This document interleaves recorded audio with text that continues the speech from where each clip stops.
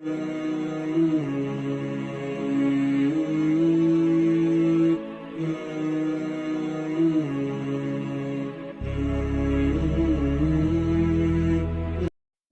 لله نحمده ونستعينه ونستغفره ونؤمن به ونتوكل عليه ونعوذ بالله من شرور أنفسنا ومن سيئات أعمالنا من يهده الله فلا مضل له ومن يضلله فلا هادي له وأشهد أن لا إله إلا الله وحده لا شريك له وأشهد أن سيدنا ومولانا محمدا عبده ورسوله صلى الله عليه وسلم. اعوذ باللہ من الشیطان الرجیم بسم اللہ الرحمن الرحیم وَنَضَعُ الْمَوَازِينَ الْقِسْطَ لِيَوْمِ الْقِيَامَةِ صدق اللہ العلی العظیم. وقال النبی صلی اللہ علیہ وسلم کلمتان حبیبتان للرحمن ثقیلتان خفیفتان علی اللسان ثقیلتان فی المیزان او کما قال النبی صلی اللہ سبحان اللہ وبحمدہ سبحان اللہ العظیم او کما قال النبی صلی اللہ علیہ وسلم. حضرات علماء کرام، محترم بزرگوں اور دوستوں، نوجوانان ملت، طلباء عزیز اور نیک مائیں اور بہنیں، اللہ کا لاکھ لاکھ کرم ہے، احسان ہے کہ اللہ تبارک تعالیٰ نے ہم سب کو ختم بخاری کے اس مقدس موقع پر یہاں جمع ہونے کا موقع نصیب فرمایا. 7 بچوں نے ماشاءاللہ بخاری شریف مکمل کی ہے اور ان کی دستار بندی ہوئی ہے، اور اسی طرح سے بہت سے بچے حفظ سے فارغ ہوئے ہیں اور نادرہ مکمل کیا ہے. یہ سب آپ کے سامنے تشریف فرما ہیں. اور ابھی آپ نے دیکھا بالکل آخری پروگرام چھوٹے چھوٹے بچوں نے کیسی اچھی تقریریں کی ہیں. ایک بچہ فارسی میں ایسی اچھی تقریر کر رہا تھا کہ جیسے لگتا تھا ایران سے تشریف لایا. بہت عمدہ تقریر، بہت عمدہ، اور تعبیرات اور انداز بیان بالکل اہل زبان ایسا. اسی طرح سے میں انگریزی کا زیادہ ماہر تو نہیں ہوں، لیکن جس بچے نے انگریزی میں تقریر کی اس نے بھی ایک بے مثال تقریر کی. اور اسی طرح سے عربی میں توحید کے موضوع پر جو بچے نے بیان کیا، اس سے آپ حضرات کے سامنے مدرسے کی خدمت اور کارکردگی واضح ہو گئی کہ ماشاءاللہ یہ مدرسہ برکات الاسلام واقعتاً اسلام کے لیے برکت ثابت ہو رہا ہے. دوستو، یہ جو چھوٹے چھوٹے بچے یہاں کے بے جھجک بولے ہیں، یہ مدرسے کی برکت ہے، مدرسے کی کرامت ہے. ان بچوں کے باپ اگر مدرسے میں نہیں آئے ہیں، اگر مائک کے سامنے کھڑا کر دیا جائے پیر لڑکھڑا جائے گا ان کا. لیکن ان بچوں نے کتنی جرأت کے ساتھ، کتنی قوت کے ساتھ، نہ کوئی ڈرا نہ جھجکا، نہ کسی کے پیر میں لغزش آئی. یہ قوت ان کے اندر، ان بچوں کے اندر کس نے پیدا کر دیا؟ ان مدرسوں نے پیدا کر دیا. اللہ تبارک تعالیٰ ان مدرسوں کی خدمات کو قبول فرمائیں. اور جو لوگ ان مدرسوں سے جڑے ہوئے ہیں، ان کی خدمت کر رہے ہیں، سچ کہتا ہوں آج پوری دنیا میں اسلام کی خدمت کا سب سے بڑا مرکز یہ دینی مدرسے ہیں. نہ اسلامی حکومتیں، سعودی عرب کی حکومت، روم، شام، یمن کی حکومتیں دین کی وہ خدمت نہیں کر رہی ہیں جو الحمدللہ یہ مدرسے کر رہے ہیں. اور انہی مدرسوں کی وجہ سے اسلام کی طاقت، اسلام کی قوت اور اسلام کی زندگی اور اسلام کی حفاظت و اشاعت ہے. اور انشاءاللہ قیامت تک یہ مدرسے اسلام کی حفاظت و اشاعت کرتے رہیں گے انشاءاللہ. اور کوئی طاقت و قوت ان کا بال بیکار نہیں کر سکتی. ان کے خلاف بڑی بڑی سازشیں ہوتی ہیں اور کروڑوں اربوں کا سرمایہ صرف کیا جاتا ہے. مدرسوں کو بند کر دو، بند کر دو، بند کر دو. بڑے بڑے ملکوں کے وزرائے خارجہ اکٹھا ہوتے ہیں اور میٹنگیں کر کے، رات بھر میٹنگ ہوتی ہے، یہ مدرسے دہشت گردی کا اڈا، بند کرو، بند کرو. لیکن ان مدرسوں کے ساتھ اللہ کی مدد ہے. چنانچہ رات بھر کی میٹنگ میں یہ تجویز پاس ہوتی، بند کرو، بند کرو، اور صبح 70-80 مدرسے کھل جاتے ہیں. صبح 70-80 مدرسے کھل جاتے ہیں. یہ سلسلہ بند ہونے والا نہیں ہے.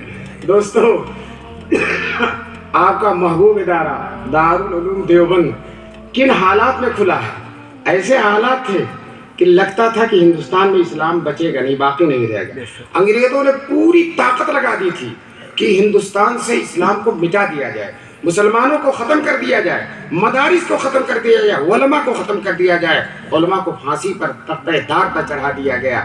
اور جب انگریز مکمل طور پر حاوی ہو گیا تو پوری قوت کے ساتھ اس نے سب سے زیادہ جو برباد کرنا چاہا وہ علماء اور مدارس کو برباد کرنا چاہا۔ اب جب اس کی حکومت ہو گئی، پورے ملک میں اس کا غلبہ ہو گیا، تو انگریزوں کا پہلا وزیر تعلیم لارڈ میکالے اس نے اعلان کر دیا کہ اب ہماری حکومت ہو گئی ہے، دین عیسائیت کا غلبہ ہو گیا ہندوستان پر، اب ہم ایسے ہندوستانی بنائیں گے جو صورت و شکل کے اعتبار سے ہندوستانی ہوں گے اور ذہن و دماغ کے اعتبار سے انگلستانی ہوں گے۔ ہم ان کو تعلیم کے ذریعے بدل دیں گے۔ چنانچہ علامہ اکبر الہ آبادی کہتے ہیں کہ توپ کھسکی پروفیسر آئے، توپ کھسکی پروفیسر آئے، جب بسولا گیا تو رندہ ہے۔ پہلے تو انگریزوں نے توپ سے ختم کرنا چاہا، لیکن دیکھا کہ توپ سے ختم ہونے والے نہیں ہیں، تو پھر تعلیمی نظام ایسا خطرناک بنایا۔ لارڈ میکالے نے اور دوسرے لوگ نے، انگلینڈ سے بڑے بڑے پروفیسر آتے تھے اور یہاں بڑے بڑے کالجوں میں وہ پروفیسر ہوتے تھے اور بچوں کو اسلام کے خلاف ان کی ذہن سازی کرتے تھے تاکہ اس طرح سے اسلام کو ختم کر دیا جائے۔ چنانچہ اسی بات کو لارڈ میکالے نے یہ کہا ہے، ہم ایسے ہندوستانی بنائیں گے جو صورت و شکل کے اعتبار سے ہندوستانی ہوں گے اور ذہن و دماغ کے اعتبار سے انگریز ہوں گے۔ دوستو، یہ تخت و تاج کا اعلان ہے، یہ لشکر و سپاہ کا اعلان ہے، یہ حکومت کا پرغرور اعلان ہے۔ اس کے مقابل میں اللہ کے کچھ محبوب بندوں نے، مخصوص بندوں نے، علماء دیوبند، اس میں حضرت حاجی امداد اللہ مہاجر مکی ہیں، مولانا قاسم نانوتوی ہیں، مولانا رشید احمد گنگوہی رحمۃ اللہ علیہ، ان حضرات نے اللہ کے توکل پر عاجزی اور انکساری کے ساتھ، خلوص کے ساتھ، انابت اللہ کے ساتھ زبان حال سے اعلان کیا کہ ہم عربی مدرسہ قائم کر کے انشاءاللہ ایسے ہندوستانی بنائیں گے جو صورت و شکل کے اعتبار سے ہندوستانی ہوں گے اور ذہن و دماغ کے اعتبار سے مکی اور مدنی ہوں گے انشاءاللہ۔ دوستو بتاؤ ہم کامیاب ہیں کہ نہیں؟ ہم انگریز بنے، بلکہ انگریز چلتے بنے، ختم ہو گئے، ہمیں ختم کرنا چاہتے تھے، ان کا نام و نشان مٹ گیا، اور ہم اس وقت بھی تھے، آج بھی ہیں، اور انشاءاللہ قیامت تک اب یہ ایسا سلسلہ مدرسوں کا شروع ہو گیا۔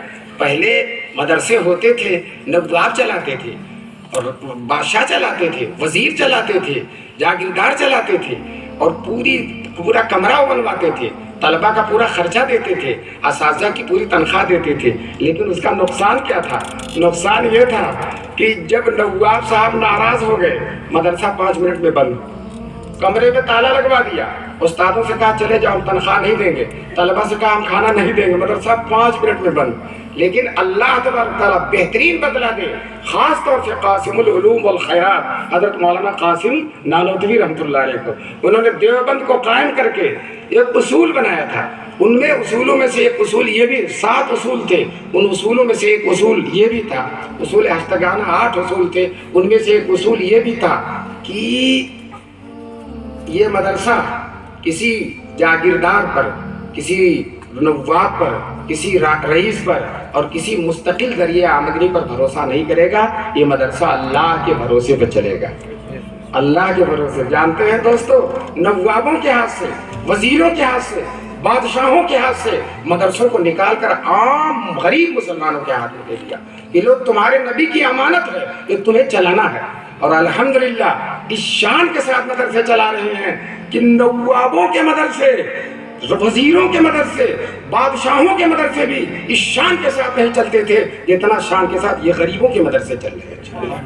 عوام اپنی گاڑھی کمائی، محنت کی کمائی میں سے 1 پیسہ، 2 پیسہ دے رہے ہیں، برکت کی آمدنی ہے، خلوص کے ساتھ دے رہے ہیں، اللہ کی خوشنودی کے لیے دے رہے ہیں، نام و نمود کی بات نہیں ہے۔ اس لیے اللہ تعالیٰ مدارس کو خوب چلا رہے ہیں، خوب برکت دے رہے ہیں، اور ماشاءاللہ اللہ تبارک تعالیٰ نے مدارس کے لیے اپنی رحمتوں کے دروازے بھی ہر طرح سے کھول دیے ہیں۔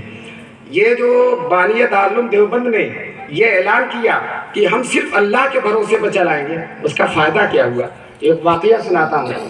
دارالعلوم دیوبند میں شیخ الحدیث تھے حضرت مولانا سید حسین احمد مدنی رحمۃ اللہ علیہ، اور وہ انگریزوں کے مخالف تھے۔ انگریز ان سے بہت ہی ڈرتا تھا، اور انگریز چاہتا تھا کہ مولانا کو دارالعلوم دیوبند سے نکلوا دے. کیوں؟ اس لیے کہ دارالعلوم کا اسٹیج بہت بڑا ہے اور پھر مولانا کی شخصیت بہت بڑی ہے. دونوں مل کر اتنی طاقت ہو جاتی ہے کہ ہمارے لیے برداشت سے باہر ہے. اس لیے کم سے کم ان کو دارالعلوم سے نکلوا دیا جائے. اس کی آواز، ان کی آواز میں زور نہیں رہے گا. لیکن دارالعلوم دیوبند انگریزوں سے ایک پیسہ نہیں لیتا تھا، تو انگریز کوئی آرڈر بھی نہیں کر سکتا تھا. نواب حیدرآباد کو آمادہ کیا جو انگریزوں کے طرفدار تھے کہ تم دارالعلوم دیوبند سے تعلق رکھتے ہو، وہاں چندہ بھی دیتے ہو، تم اپنے اثر و رسوخ کو استعمال کر کے مولانا مدنی کو مدرسے سے نکلوا دو. نواب صاحب نے بہت بڑا خط لکھا. اس وقت محتمم تھے حکیم الاسلام قاری طیب صاحب رحمۃ اللہ علیہ. خط یہ لکھا کہ محتمم صاحب کو معلوم ہو کہ مولانا مدنی کو مدرسے سے نکال دیا جائے ورنہ ہم اپنا چندہ بند کر دیں گے. یہی تو دھمکی، چندہ بند کر دیں گے. یہی تو ان کی طاقت کا راز ہے اور اسی پر ان کو بڑا ناز ہے. چنانچہ حکیم الاسلام قاری طیب صاحب رحمۃ اللہ علیہ جو حکیم الاسلام تھے، انہوں نے بڑا اچھا جواب دیا. جواب یہ دیا کہ نواب صاحب کو معلوم ہو کہ مولانا مدنی کو ہم 6 دن مدرسے میں مقید رکھتے ہیں، چھٹی نہیں دیتے. ایک دن جمعرات جمعے کا ملتا ہے، وہ ملک میں کہیں جا کر انگریزوں کو للکارتے ہیں. اگر ہم نے ان کو مدرسے سے نکال دیا تو ان کا پورا ہفتہ خالی ہو جائے گا، اور پورا ہفتہ خالی ہو جائے گا تو ایک دن کے بجائے 7 دن انگریزوں کی مخالفت کریں گے. انگریز کو اگر 7 سال میں جانا ہے تو 1 ہی سال میں جانا پڑ جائے گا. تو جو ہے یہ خط بھیج دیا. کچھ دنوں کے بعد شیخ الاسلام حضرت مدنی رحمۃ اللہ علیہ کو معلوم ہوا کہ میرے بارے میں حیدرآباد سے کوئی خط آیا ہے. چنانچہ دفتر اہتمام، اور محتمم صاحب نے کوئی جواب بھی دیا. دفتر اہتمام میں تشریف لائے. محتمم صاحب کا حضرت میرے بارے میں حیدرآباد سے کیا خط آیا اور آپ نے کیا جواب دیا؟ محتمم صاحب نے حیدرآباد کا خط اور اپنا جواب حضرت کے سامنے رکھ دیا. حضرت نے وقار و تمکنت کے ساتھ مطالعہ کر کے بڑی سنجیدگی سے فرمایا، محتمم صاحب دوسرا خط لکھ دیجیے اور یہ لکھ دیجیے، نواب صاحب آپ نے دھمکی دی ہے کہ ہم چندہ بند کر دیں گے. آئندہ چندہ دینا تو دور کی بات ہے، اب تک جتنا چندہ آپ نے سال سے دیا ہے سب کی فہرست بھیج دیجیے، آپ کی ساری رقم واپس کر دی جائے گی. آئندہ دینا تو دور کی بات، کی ساری رقم واپس کر دی جائے گی.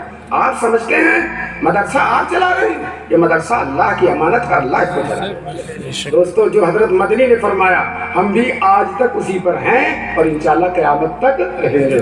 یہ مدرسہ اللہ کی امانت ہے. حکیم الاسلام قاری طیب صاحب کا جواب حکیمانہ جواب تھا اور شیخ الاسلام مولانا مدنی رحمۃ اللہ علیہ کا جواب مجاہدانہ جواب ہے. دوستو، حکیمانہ جواب بھی بہتر ہے اور مجاہدانہ جواب بھی بہتر ہے. یہ شان ہے مدرسوں کی، اور ماشاءاللہ جو ہے ہر مدرسہ اپنا جلوہ دکھا رہا ہے. سال کا آخر ہے، کہیں دستار بندی ہو رہی، کہیں 20 بچے حافظ، کہیں 25 بچے حافظ، کہیں 40 بچے حافظ، کہیں 100، کہیں 200. اور دوستو اتنے حافظ ہو رہے ہیں کہ ہمارے دشمن گھبرا کر مایوس ہو گئے ہیں. وہ کہہ رہے ہیں ہم اتنی مخالفت کرتے ہیں اور ان کا سلسلہ بڑھتا ہی چلا جاتا ہے. ہم کہتے ہیں تمہاری مخالفت سے ہمارا فائدہ ہوتا ہے، تمہاری مخالفت سے ہم ختم ہونے والے نہیں، مٹنے والے نہیں، تمہاری مخالفت سے ہمارا فائدہ ہوتا. اور اگر ان دشمنوں کو معلوم ہو جائے کہ ہماری مخالفت سے ان کا فائدہ ہی ہوتا ہے تو بلا وجہ محنت کرتے ہیں، آرام سے بیٹھے اور مخالفت سے باز آ جائیں. ان کی مخالفت سے ہمارا کچھ بگڑنے والا نہیں ہے انشاءاللہ. اس لیے کہ یہ مدرسے اللہ کے ہیں، اللہ کی امانت ہے. اللہ نے قرآن میں فرمایا ان تنصروا اللہ ینصرکم، اگر تم اللہ کے دین کی مدد کرو گے اللہ تمہاری مدد کرے گا. یہ مدرسے کیا کر رہے ہیں؟ دین ہی کی تو مدد کر رہے ہیں. یہ حافظ بنا رہے ہیں، یہ عالم بنا رہے ہیں، یہ قاری بنا رہے ہیں. دارالعلوم دیوبند ہر سال 1500-1600 عالم پیدا کرتا ہے، اور ایک عالم بھی کہیں جاتا ہے پورے علاقے میں تبدیلی پیدا کر دیتا ہے اور پورے علاقے میں ایک نیا کیف، نیا رنگ، نیا ڈھنگ ڈال دیتا ہے. تو دوستو یہ تو دین کی خدمت کا سلسلہ ہے. اللہ تبارک تعالیٰ ان مدرسوں کی خدمات کو قبول فرمائے. میں ایک مدرسے میں گیا تھا، وہاں صرف 4 بچے حافظ ہوئے تھے اور چھپروں کا مدرسہ تھا. اڑیسہ میں گیا تھا. محتمم صاحب اتنے خوش تھے کہ پھولے نہیں سما رہے تھے. 4 بچے حافظ ہو گئے. جب رپورٹ سنانے کا وقت ہوا تو رپورٹ لے کر کھڑے ہوئے اور چھپروں کی طرف اشارہ کر کے کہا دیکھو ان چھپروں نے 4 بادشاہ پیدا کیے، دیکھو ان چھپروں نے 4 بادشاہ پیدا کیے. میں آپ سے کہتا ہوں کوئی بادشاہ حافظ قرآن کا مقابلہ کر سکتا ہے؟ ارے کر سکتا. بادشاہ الیکشن ہارا تو گیا، الیکشن ہارا تو گیا، کوئی پوچھنے والا نہیں، ذلیل و خوار. اور یہ انشاءاللہ یہاں بھی ان کی عزت ہے. بتائیے اسٹیج پر چھوٹے چھوٹے بچے علماء کے ساتھ بیٹھائے گئے ہیں، یہاں بھی عزت ہے اور قبر میں بھی عزت ہے، اور میدان محشر میں تو ان کی شان ہی شان ہے. میدان محشر میں تو ان کی شان ہے. حدیث میں رسول پاک صلی اللہ علیہ وسلم فرماتے ہیں حافظ قرآن کو اللہ کے سامنے بلایا جائے گا، اور وہ آئے گا اللہ کے سامنے کھڑا ہو جائے گا، اور اس کے باپ کو بھی بلایا جائے گا. اسی لیے ہم حافظوں کے باپوں سے کہتے ہیں کم سے کم داڑھی اوڑھی رکھ لو، اس لیے تم کو اللہ کے سامنے بلایا جائے گا. اب داڑھی نہیں ہوگی تو تم اپنے بیٹے کو کیا دیکھو، اپنی داڑھی چھپاتے پھرو گے. ہاں منہ چھپانا ہوگا. میدان محشر میں سرخروئی حاصل کرنا چاہیے. اب جن کے بچے حافظ ہو گئے ہیں، اگر باپوں نے داڑھی نہیں رکھی ہے تو ان کے لیے رکھ لینا ضروری ہے. ضرور رکھیں گے. ہاں تو اللہ تعالیٰ حافظ کو بلائے گا اور اس کے باپ کو بلائے گا. حافظ سے کہے گا پڑھو، حافظ پڑھتا رہے گا، ایک آیت پڑھے گا اور باپ کا ایک درجہ بڑھے گا. دوسری آیت پڑھے گا، دوسرا بیٹا پڑھتا رہے گا اور باپ کا درجہ بڑھتا رہے گا. دوستو وہ لوگ جنہوں نے 6 بیٹے تھے، 7 بیٹے تھے، ایک کو بھی حافظ نہیں بنایا، وہ کبھی افسوس ملیں گے کاش کہ ایک بیٹے کو حافظ بنا دیتے، کاش کہ ایک بیٹے کو حافظ بنا دیتے. دوستو یہ حدیث سنا کر ہمارے دارالعلوم دیوبند کے شیخ الحدیث، سابق شیخ الحدیث حضرت مفتی سعید صاحب رحمۃ اللہ علیہ، جن کا یہاں آنا طے ہو چکا، لاک ڈاؤن کی وجہ سے نہیں تشریف لائے، مفتی سعید صاحب جی تو وہ اس حدیث کو سنا کر بطور لطیفہ کہتے تھے ڈنڈا کھایا بیٹے نے اور درجہ بڑھ رہا باپ کا. ڈنڈا کھایا بیٹے نے اور درجہ بڑھ رہا باپ کا. کیوں باپ کا درجہ بڑھ رہا؟ اچھا یہ جو کہا ڈنڈا کھایا بیٹے نے، یہ چھوٹے چھوٹے بچے جو حافظ ہو گئے یہ فجر سے 1 گھنٹہ پہلے اٹھ جاتے ہیں. 1 گھنٹہ، موٹے موٹے صحت مند لوگ سوئے رہتے ہیں، دبلا پتلا بچہ 1 گھنٹہ پہلے، اور سبق لے جا کر استاد کے سامنے سناتا ہے. اور جہاں کوئی کمی کوتاہی ہوتی ہے تو استاد بھی ماشاءاللہ خوب تھپڑ سے نوازتے ہیں، اور صبح تھپڑ کا ناشتہ ملتا ہے. تو اسی کی طرف مفتی صاحب اشارہ فرما رہے ہیں ڈنڈا کھایا بیٹے نے اور درجہ بڑھ رہا کس کا؟ باپ کا. کیوں بڑھ رہا؟ اس لیے کہ باپ نے قربانی دی ہے، اس کو انگلش میڈیم میں نہیں بھیجا، اس کو جو ہے ملازمت نہیں کرائی، سعودی عرب کمانے کے لیے نہیں بھیجا، سڑکوں اور گلیوں پر آوارہ گھومنے کے لیے نہیں چھوڑا، بلکہ باپ نے اس کو لا کر مدرسہ برکات الاسلام میں داخل کرا دیا. یہ باپ کی قربانی ہے. آج میدان محشر میں اس قربانی کے پھل پانے کا وقت ہے.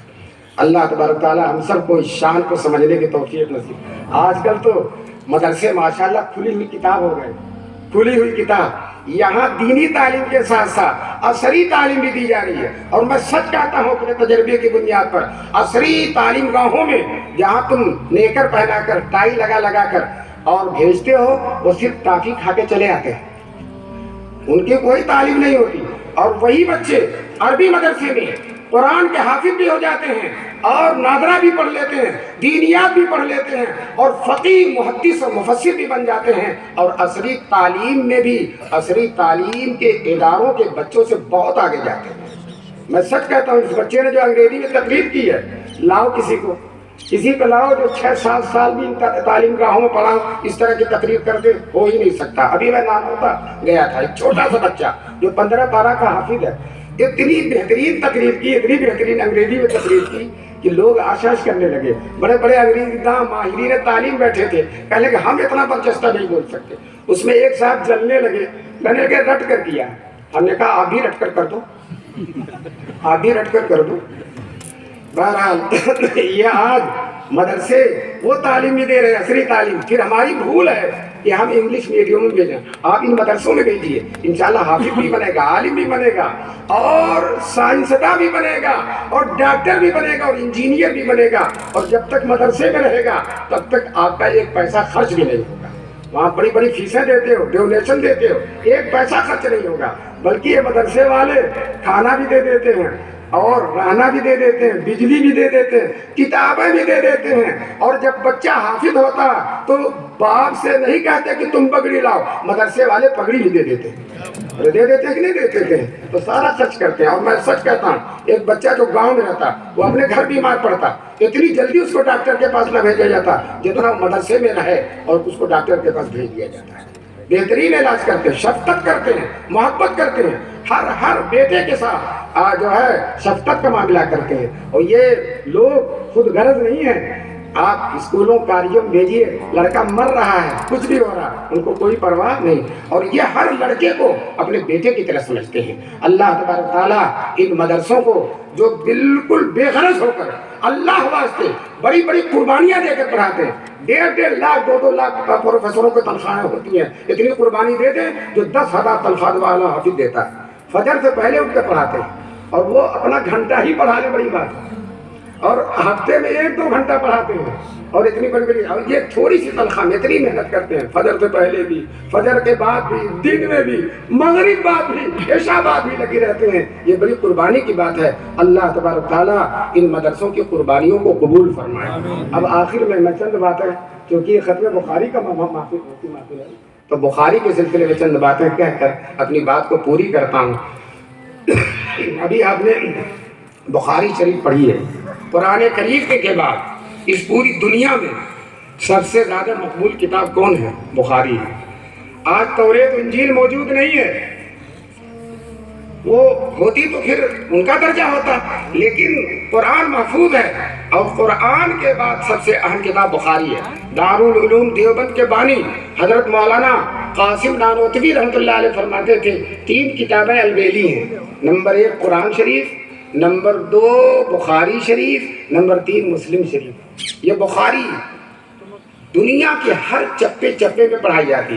جب تک کوئی بخاری شریف نہ پڑھ لے تب تک عالم نہیں کرتے. ترمذی چھوٹ جائے تو چلو چلے گا، ابو داؤد چھوٹ جائے تو چلے گا، لیکن اگر بخاری نہیں پڑھا تو اس کو کیا نہیں کہہ سکتے؟ عالم نہیں کہہ سکتے. عالم ہونے کا معیار بن گئی بخاری. ایک عالم کہتے ہیں دنیا میں ہر جگہ بخاری پر، ہر ملک میں، ہر ملک کے ہر حصے میں بخاری پڑھی گئی. ایک جگہ ایسی تھی جہاں بخاری نہیں پڑھی گئی تھی، وہ خانہ کعبہ کے اندر. کہتے ہیں ایک دن میں خانہ کعبہ کا دروازہ کھلا ہوا پایا تو اندر گھس گیا اور میں دربار نکالتے رہے، نکلا ہی نہیں جب تک کہ پوری دونوں جلدیں بخاری نہیں پڑھ لی. تو خانہ کعبہ کے اندر بھی بخاری پڑھ لی گئی ماشاءاللہ، اور چپے چپے میں پڑھی جا رہی ہے. اور امام بخاری کی مقبولیت کا راز ان کا قوت حافظہ نہیں. ایسے ایسے قوت حافظہ اور بھی لوگوں کے ہیں، لیکن ان کی مقبولیت کے رازوں میں سے ایک راز یہ ہے کہ ان کے اندر تقویٰ بہت زیادہ ہے. تقویٰ بہت زیادہ ہے. جس حدیث کو پڑھا اور لکھا سب سے پہلے اس پر عمل کر لیا. چنانچہ امام بخاری خود کہتے ہیں میں نے جو حدیث پڑھی اس پر عمل کیا. جس دن سے میں نے پڑھا حدیث میں کہ غیبت حرام ہے، اس دن سے میں نے غیبت نہیں کی، اس دن سے میں نے غیبت نہیں کی.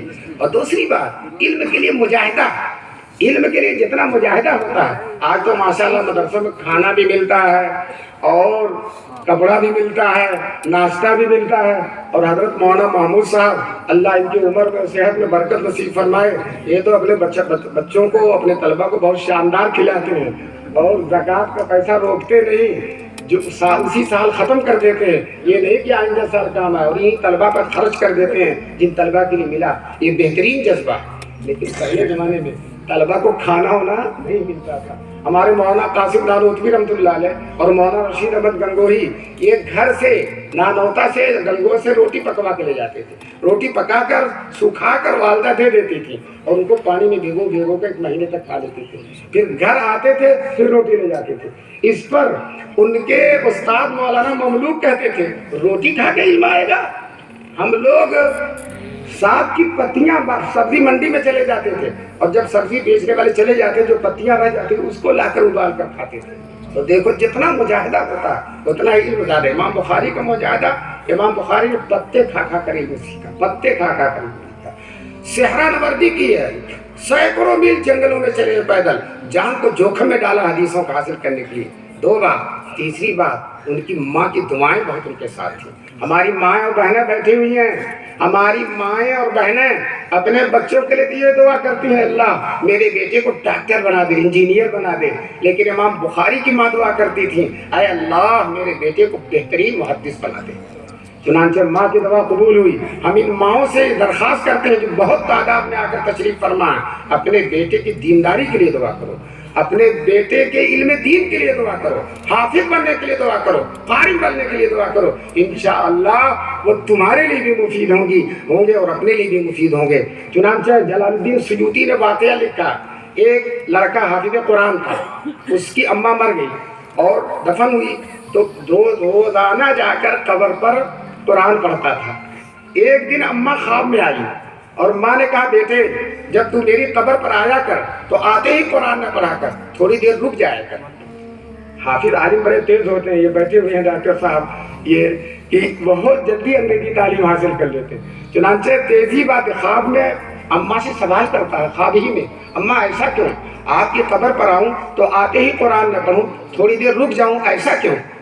تو ماں کہتی ہے بیٹے جب تو میری قبر پر آتا ہے اور آتے ہی قرآن پڑھنا شروع کر دیتا ہے تو تیرے منہ سے لے کر میری قبر تک اتنا نور ہوتا ہے کہ اس نور کی فراوانی میں تیرا چہرہ نہیں دیکھ پاتی۔ دوستو یہ نور کون دے گا؟ مائیں اور بہنیں اپنے بیٹوں کو حافظ اور عالم بنائیں، انشاءاللہ جو مریں گی قبر میں جائیں گی بیٹا قرآن کی تلاوت کر کے ماں کی روح کو ایصال ثواب کرے گا، اور اس وقت مردے کو سب سے زیادہ حاجت یہی ہوتی ہے کہ مجھے کوئی ثواب پہنچا دے، اس کے علاوہ اس کو دنیا کی کوئی خواہش ہوتی ہی نہیں ہے۔ تو جب یہ آخری خواہش کا وقت ہے کہ ہمیں کوئی ثواب پہنچا دے، اس وقت حافظ بیٹا ہے، عالم بیٹا ہے، انشاءاللہ آپ کو ثواب پہنچائے گا۔ بہرحال امام بخاری کی مقبولیت کا اعراض ہے۔ امام بخاری نے سب سے پہلے بخاری میں وحی کا باب لکھا، بابو کیف کان بدء الوحی، اس کے بعد کتاب العلم ہے، کتاب الایمان ہے، اس کے بعد کتاب العلم ہے۔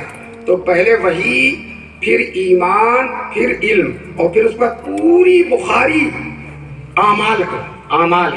تو ہمارے یہاں تین ہی چیز ہے، ایمان، علم اور عمل، اور ایمان بھی وحی سے ثابت ہوتا، علم بھی وحی سے ثابت ہوتا، اور عمل بھی وحی سے ثابت ہوتا۔ اس لیے امام بخاری نے سب سے پہلے وحی کا ذکر کیا، وحی، ایمان، علم، عمل، جنت، یہی ترتیب ہے، وحی، ایمان، علم، عمل، جنت۔ تو کتاب الوحی، اس کے بعد کتاب